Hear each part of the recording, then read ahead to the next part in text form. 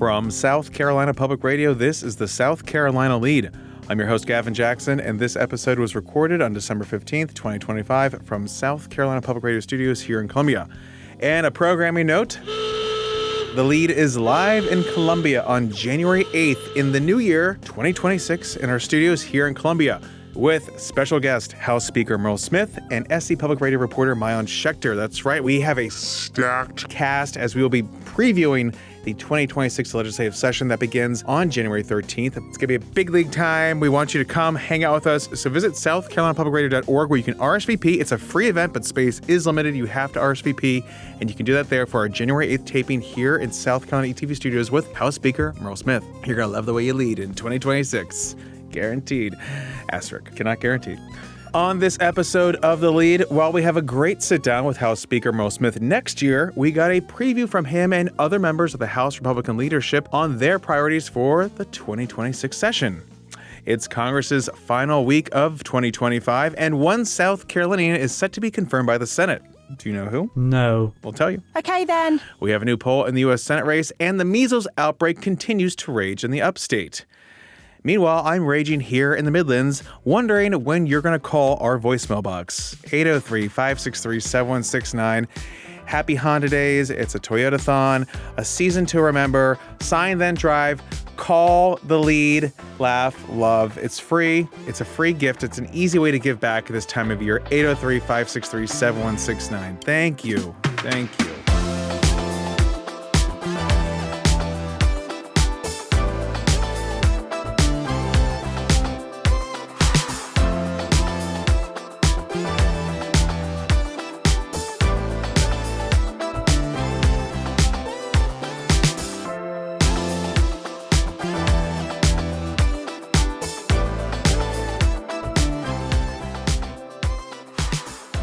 On tap for this week in the State House, there are no meetings this week, but we'll see you in January and there will be plenty. Don't worry. On the governor's schedule this week, on Monday, the governor attended the 20th annual Isidore E. Laurie Memorial Hanukkah Menorah lighting at the State House. On Wednesday, the governor is giving the commencement address at the Columbia College Fall Commencement, and on Thursday, he will attend the Boyd Innovation Center's Tech Incubator Launchpad Cola Pitch Night. Up in Congress, this is the final week that the House and Senate will be in session this year.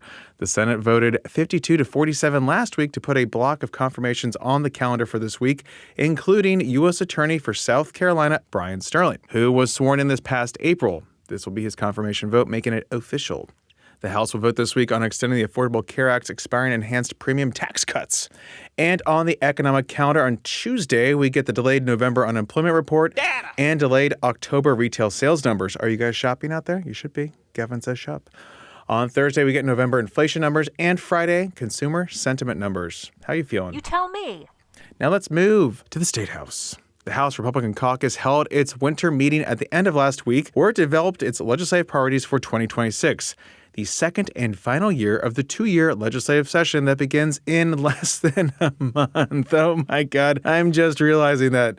Thank God I'm off for 2 weeks. I have to hibernate, then cocoon, then emerge on January 13th as a beautiful butterfly that slowly withers away over the next 4 months. Alas, I do it for you, my dear leaders. You see what I do for you? Anyway, enough about me. The State House Press Corps was summoned, and we had a brief press conference with caucus leadership, which wants to continue with tax relief next year, getting closer to a zero-income tax, which you will hear from every Republican running for governor that they will do. Ask them how they'll do it. House Republican leadership also wants to accelerate infrastructure projects, as we've been talking about with SCDOT modernization. There's talk about tort reforms, judicial reforms, and more.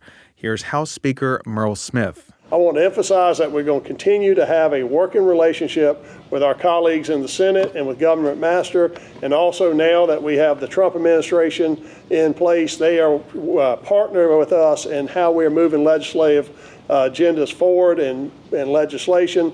As I said, Senator Alexander and myself were up there, President Alexander and myself were up in D.C. last week talking about common things that we could pass and join and working with the administration.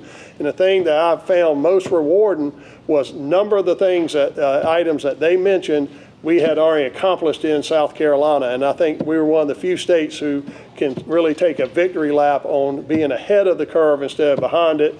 And so I look forward to us continuing to push an agenda that brings South Carolina into the 21st century, that promotes jobs and prosperity in South Carolina, and that's going to be our focus as we move forward. House Majority Leader Davey Hyde of Pickens said his caucus of 69 members out of 88 Republicans in the chamber said they are focusing on all South Carolinians, which comes ahead of the House's election year. The focus of this caucus and Speaker Smith's leadership is that we want to listen to all South Carolinians. No matter what the issues are, we want to hear from all South Carolinians. And so we believe that these ad hoc committees, the individual members who've gone back to their communities and who've had town halls and who've had one-on-one conversations have all come back and said, hey, look, these people appreciate listening, to us listening. And that's where we are. We want to make sure that we hear from all South Carolinians. We've got one of the fastest growing states in the nation. Got a lot of folks moving here. And so we want to hear from everybody. Our districts are changing. And so we have to step out there and make sure that we hear from our revamped districts and make sure that we're doing what's right. House Education and Public Works Committee Chairwoman Shannon Erickson of Beaufort said the SCDOT modernization bill will move early in the session. Once we get a better shell of a bill that's growing in size every day, we'll know how fast we can actually bring it to debate. But I hope it's one of the first things we're able to take up for the people, yes. I asked Speaker Smith about all the hubbub from national Republicans down to the House Freedom Caucus and their favored Republican gubernatorial candidate, 5th District Congressman Ralph Norman, on redistricting and turning the only democratically drawn 7th Congressional District into a Republican one. You can also hear the state's Joe Bustos jumping in here. Well, we're here to talk about the agenda here, so that's an issue that obviously there's been discussions with the governor and the Senate leaders, and we're trying to work our way through the process, so I'm not going to comment on it right now. Have you got any contact from the White House or the administration about the issue? Have I? Yeah. No. Have you done the analysis? Huh? Have you done any kind of analysis of what it would take to get a 7-0 map? No. Let me just say, there's processes in play, and we can discuss that in January, but this is not, and we're here today for this agenda and not on redistricting. Speaking of the House Freedom Caucus, Smith said he wants to continue a strong working relationship with the governor. But what about the roughly dozen or so far-right House Freedom Caucus members, about 18 or so? Assistant Majority Leader Brandon Newton of Lancaster said this. I mean, I would say, look, we are willing to work with anybody who aligns with our mission statement that we have here today. Happy to do that, but what we want to focus on is our mission statement, which is fighting for freedom, families, and a more affordable South Carolina. If someone wants to join us with that, we're happy to have them. Another issue that isn't a priority for SC House Republicans? Abortion. Despite pushes from activist members like in the Senate, there is no political appetite for it. And this isn't just at the state level. I'm going to give you some national context here because national Republicans, including advisors to President Donald Trump, are saying, read the room, specifically to Missouri Republican Senator Josh Hawley, who, according to Axios, just started an anti-abortion dark money group along with his wife to spur new action on the issue, which the White House views as a loser for Republicans in next year's midterms. Axios reports that the group called the Love Life Initiative aims to support anti-abortion state ballot measures and fund TV ads, potentially during the Super Bowl. Big money, big game. But stopping mail-order abortion pills is the closest we saw from the caucus on anything abortion-related, so watch for that to move. And remember that incredibly restrictive abortion ban bill that got stalled in a Senate Medical Affairs subcommittee? Yes. Not a good sign when it's the final year of session. But we'll say that for next year. We have so much more to come, so many more previews to come before January 13th. We'll see you in the new year. 2026 Watch. Moving on Friday, South Carolina Attorney General Alan Wilson announced that the state grand jury issued indictments in the drug trafficking investigation known as Ganjapreneur. The indictments brought 40 narcotics charges against 12 defendants in Richland and Lexington counties. Law enforcement investigated distributors and wholesalers of certain THC products sold openly in South Carolina stores, which tested illegal under the law. They're highly intoxicating and packaged to appeal to children and teens. The AG's office said that the 12 defendants, who are alleged to be the wholesale distributors of large amounts of these illegal products to various retail establishments. Approximately 8 large 26-foot box trucks of allegedly illegal products were seized at these locations, totaling over 15 tons. Wow. That's a lot. Yes. In fact, the seized products included marijuana, pre-rolled marijuana cigarettes, vapes, oils, dabs, syrups, and edibles. Everything under the sun right there. 15 tons of it, folks. Proceeds and assets of the illegal enterprises alleged in the indictments were seized as well, totaling approximately $2 million. Take that, ganjapreneur. Over 30 county and local agencies also conducted their own simultaneous operations throughout the state. Up next, let's go up to Washington, where Senator Tim Scott, who is chairman of the Senate Banking Committee, sent a letter to the Department of Justice and the Federal Trade Commission urging a rigorous antitrust review of Netflix's proposed acquisition of Warner Brothers Discovery. Senator Scott wrote in part, quote, "Such a transaction raises the prospect of significant antitrust problems in streaming and for the movie industry more broadly. The transaction warrants rigorous antitrust review under all applicable antitrust merger and monopolization laws, and to the extent appropriate, a lawsuit to block it.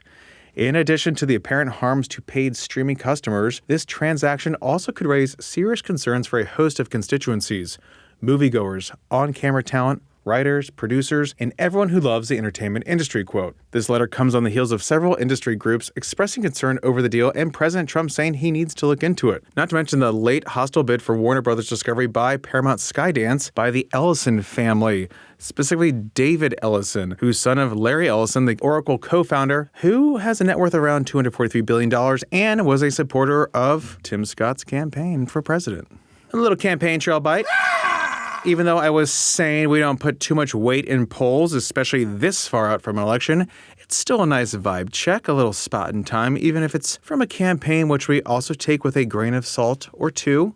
A new poll finds Dr. Annie Andrews, a Democrat running for U.S. Senate, is within striking distance of U.S. Senator Lindsey Graham. This, according to a poll commissioned by 314 Action, a group focused on recruiting, training, and electing Democrats with a background in science to public office. The group has previously endorsed Andrews. So they commissioned public policy polling, which found that 60% of South Carolina voters say it's time for someone new, with just 29% saying Graham should be reelected. Among independents, only 14% say he should be re-elected, while 73% say it's time for someone new.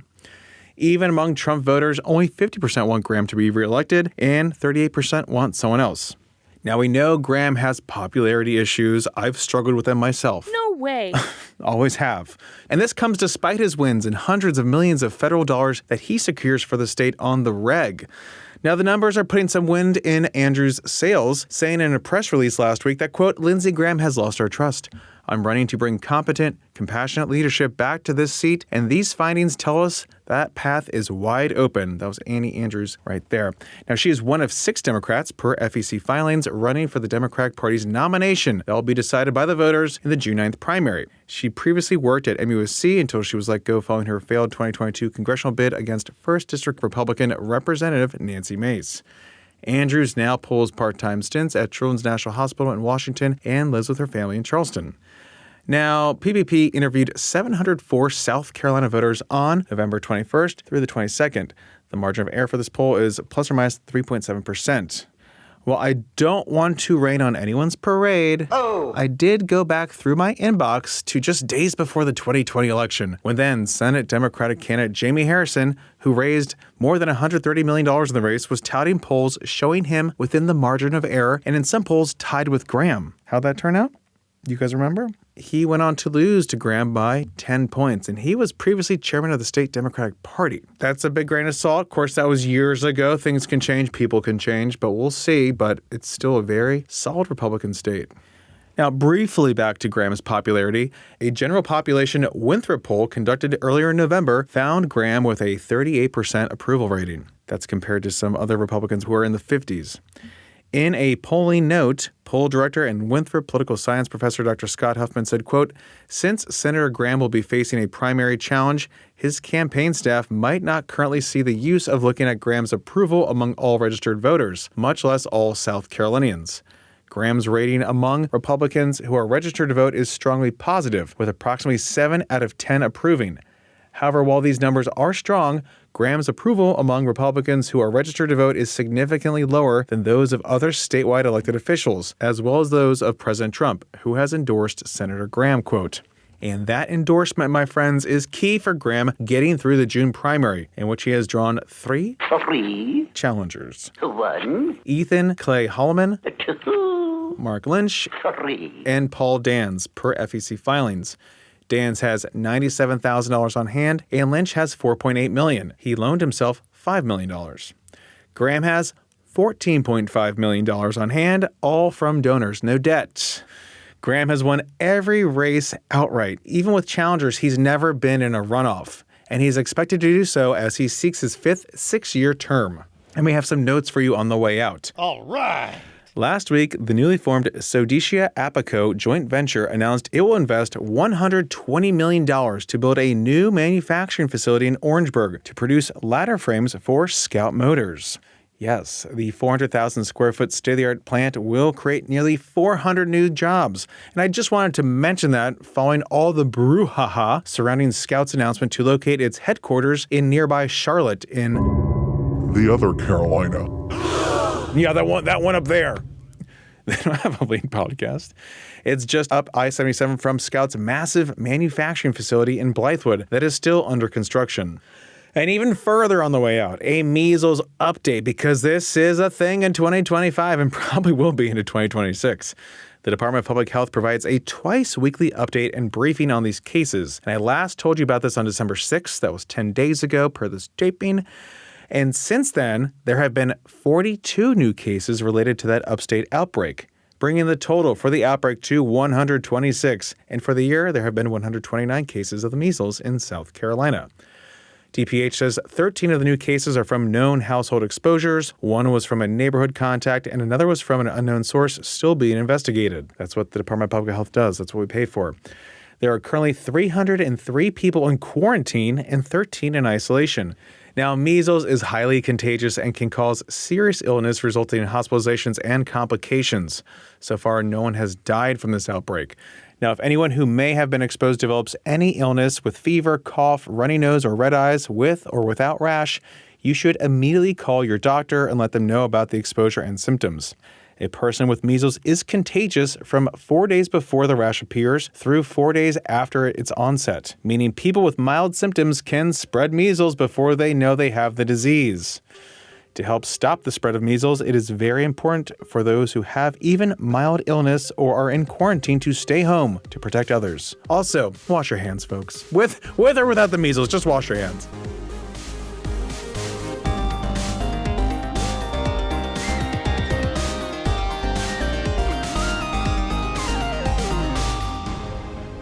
Welcome to the wind down section, our little break from the news, and we're glad you're here along with lead podcast producer A.T. Shire. Hello, producer extraordinaire. Thank you very much. Put some respect on my name. Thank you. He does that as he's curling his mustache like a Frenchman. Okay. Extraordinaire. Yes, thank you. I fly dirigibles. Gavin, it's good to be here. We got a call from a great friend. Oh. So if you're ready, let's tarry no longer, okay? What are you talking about? Thank you. I read loser books. Gavin, are you ready? Yes, please. Here we go. Gavin, hey Kate, it's your good buddy CJ. Calling from my kitchen. My wife is away having a social life as she does while I prepare lunch and clean up the kitchen like the good domesticated husband I am. Soup on the hands, definitely more prominent than I ever thought it would be in my life between the baby and my older gals learning how to clean themselves. AT, you're doing a great job single dadding, very hard, proud of you. And here's to both of us having terrible bird teams as our favorite NFL football team. Talk to you guys later.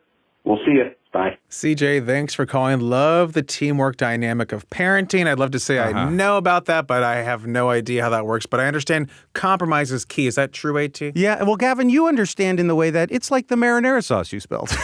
It's the same thing. You can just gotta remain calm and clean it up. Exactly. I was talking about parenting in general, not... It's many things can be related to marinara sauce. Marinara spray? Yeah, it's very much I didn't know I was just... Yeah, a you're basically right a parent. there. You're basically a parent. And CJ, you cut out a little bit there too, and I'm gonna cut that out. And you cut out a little bit, but then it came back in, and it was like, "AT, you're doing a great job," and AT was like, "Thank you." Great cut. Yeah, great. I'm sure he had so many things to say about me, and it got cut out. It happens. But I would say I follow. I'm friends with CJ on Instagram too. Yeah. And he's putting the time in. He's doing Swolvember, I guess. Is that the term? I don't know. He's just doing a lot of deadlifting. So keep up the good work, even on those hard days, guys.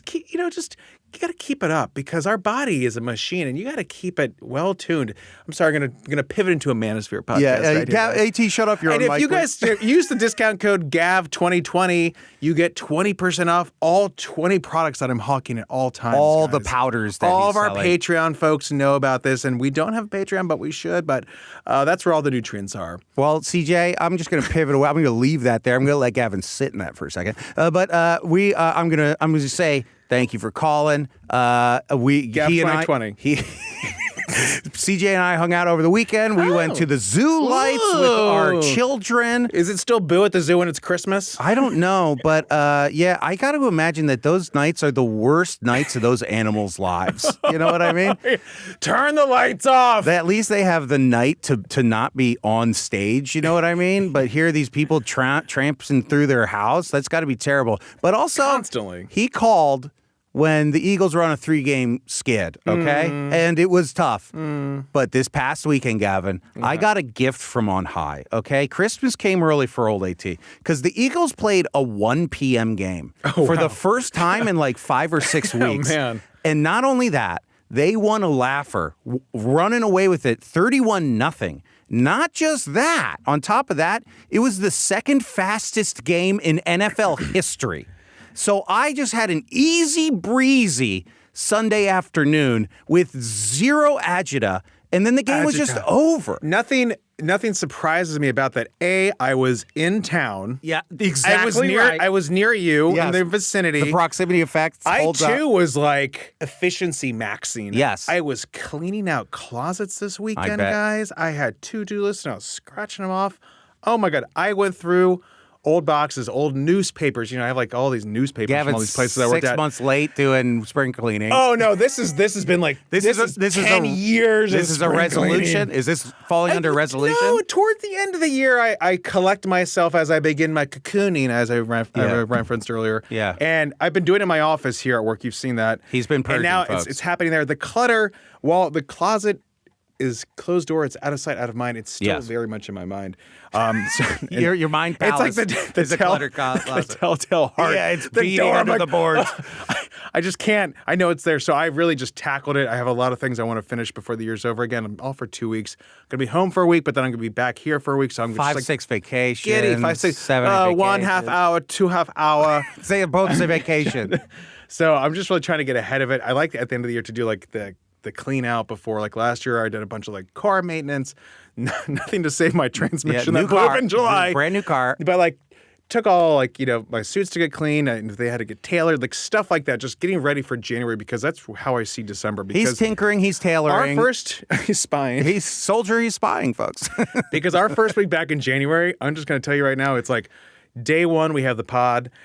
Day 2, it's like we have an interview. We do interviews. I have 3 interviews that week. I have like Senate Majority Leader and like folks on Wednesday. The stage is setting. On Thursday, Big we time. have like Murrell Smith in studio Correct. here. And then on Friday, I'm talking to leadership from MUSC. So it is a jam-packed first week You're back. going to hear it all, folks. And you're going to get it all. That's what I do. I say, no, I'm ready to emerge from the cocoon and fly.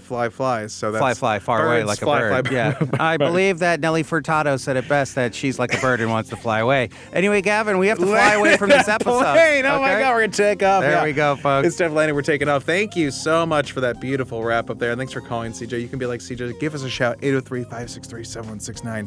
It's a voicemail box where we keep your voice and sell it to AI. I'm just kidding. They You can already text have it. that. You can text text that it. if you're not feeling that. It's okay. It's a joke. They have all my voices. Oh, we didn't say shout out to Towner, and thank you for everyone coming to our live show, too. And a big shout out to Towner McGill for getting us down there to Hobcob Brewing in Mount Pleasant. That was a wonderful time. Seen a lot of new faces and some listeners of the podcast. Thank you guys for being out there. It was a little chilly in there, but we had a great time laughing, sipping on some brews, and just enjoying the low country. We will get back there, folks. I'm going to tease you right now, hopefully in the springtime. So be on the lookout for that. But until then, our live taping is January 8th. You can find out more information there and stay up to date with the latest news on SCETV.org and SouthCarolinaPublicRadio.org. And don't forget to support your local newspapers. The South Carolina Lead is a production of South Carolina Public Radio. Our producer's A.T. Shire. Amy Crouch is our supervising producer. Sean Birch is our executive producer. This podcast is produced with support from PRX. It's made possible in part by a grant from the John S. and James L. Knight Foundation, as well as listener contributions to the ETV Endowment of South Carolina. For the South Carolina Lede, I'm Gavin Jackson. Be well, South Carolina. You didn't watch Severance. You know about this. No, he's negging me. Do you hear this? No, it's not. He thinks he's better than me. No, I'm not. I'm just saying, like, you would love it. I think you would love it.